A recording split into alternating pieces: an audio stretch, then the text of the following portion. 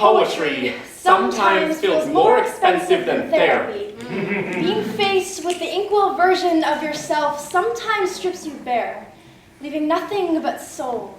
These are the things you write on your coffee table and never speak of again. Why? Some days, when I open my mouth to speak, it feels as though my tongue is walking backwards down my throat. These teeth could be graveyards for all of the words buried beneath them. I am standing in a room trembling, surrounded by people I do not know, looking for an emergency exit from my own skin, trying to crawl down my spinal cord like it's a fire escape.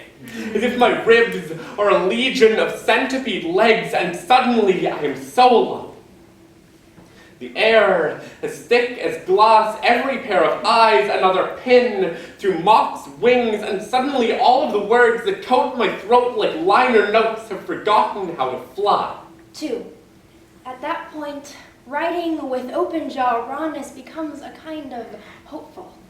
A kind of honest rage, no longer muted, where the teeth cease to be an uncocked gun. Words, unstuttering, cease to shake from my hand and run down my wrist onto manuscript paper. Even then, sometimes, the winter comes too soon.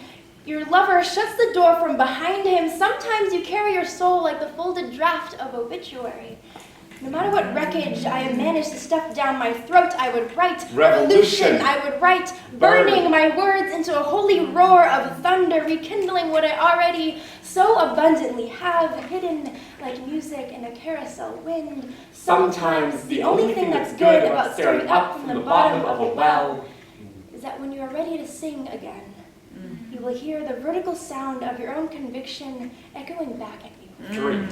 3. Some days, I scatter myself like ashes from the walls of this house, unlearning what it is to burn. You see, my throat is fear's childhood home, haunted by the thought that happy might be a place that I have outgrown, as distant as morning light on a pirouette of dust in the empty room of my mouth. Some days, it feels as though I am a ghost, haunting myself. As though I stumbled into this body like someone else's home and I have forgotten the way out.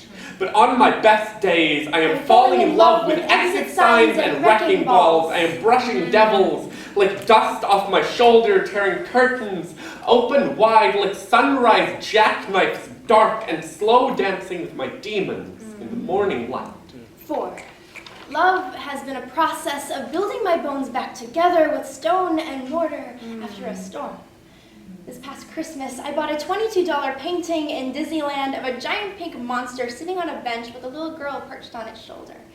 Barely 3 feet tall, the girl is holding an umbrella over its head. It's snowing, and their backs are turned to look at the wide cityscape before them. It is the only thing I have ever owned that has reminded me to love my monsters and negotiate with them when they hurt me. Loving sometimes feels a lot like making peace with pain, making peace with the person that we call home. 5. Some days I hear woman, and I think of all the things I will never be able to be. Heartbeat, a funeral pyre in the flat plane of my chest. I will always wonder if strangers see the burn, the embers I have pressed to my lips, the ash that blooms from my eyes, if they see the beauty in the fire. Or only the scorched earth that is this body, when neither man nor woman blossoms from their tongue. They speak my body into man, flame, or woman. The fuel it consumes to be anything else is only to be the cinders left drifting on the wind. But woman is only as much fuel as it is forest, roots driven deep, because woman is the strongest part of me. When I hear woman, it reminds me that I have a lot of growing to do. 6. When I hear woman, I think Atlas, all sinew and muscle, holding her universe together on those days. What I give to turn my eyes backwards to see the show that goes on in my mind. It plays a pipe organ with millions of splintered keys those days. Hunched over from the exhaustion of weeping, I remember that I am woman.